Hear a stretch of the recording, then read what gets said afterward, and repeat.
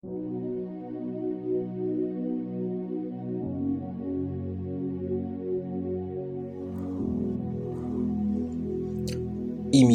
de Jésus-Christ. Livre 1er. Avis utile pour la vie spirituelle. Chapitre 1. De l'imitation de Jésus-Christ et du mépris de toutes les vanités du monde.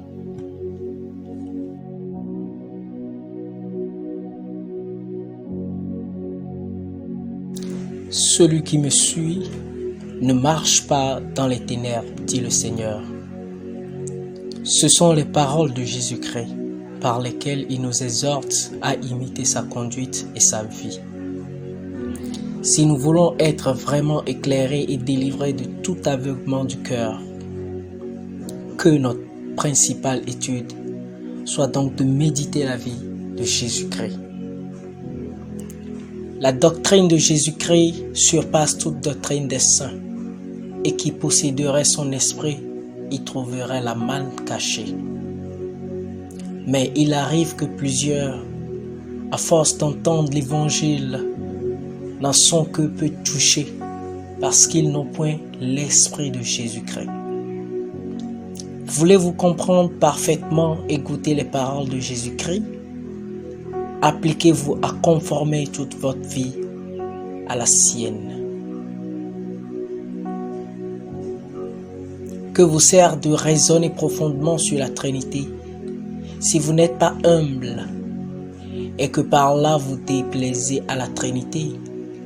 Certes, les discours sublimes ne font pas l'homme juste et saint, mais une vie pure rend chère à Dieu. J'aime mieux sentir la componction que d'en savoir la définition. Quand vous saurez toute la Bible par cœur et toutes les sentences des philosophes, que vous servirez tout cela sans la grâce et la charité. Vanité des vanités, tout n'est que vanité.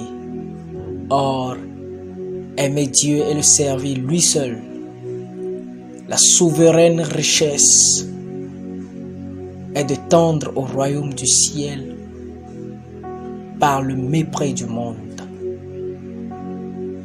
Vanité donc d'amasser des richesses périssables et d'espérer en elles. Vanité d'aspirer aux honneurs et de s'élever à ce qu'il y a de plus haut. Vanité de suivre les désirs de la chair et de rechercher ce dont il faudra bientôt être rigoureusement puni. Vanité de souhaiter une longue vie et de ne pas se soucier de bien vivre. Vanité de ne penser qu'à la vie présente et de ne pas prévoir ce qui la suivra. Vanité de s'attacher à ce qui passe si vite et de ne pas se hâter vers la joie qui ne finit point.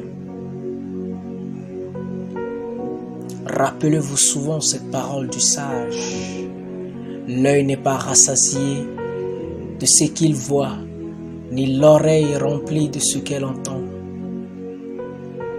Appliquez-vous donc à détacher votre cœur de l'amour des choses visibles pour le porter tout entier vers les invisibles, car ceux qui suivent l'attrait de leur sens souillent leur âme et perdent la grâce de Dieu. Amen.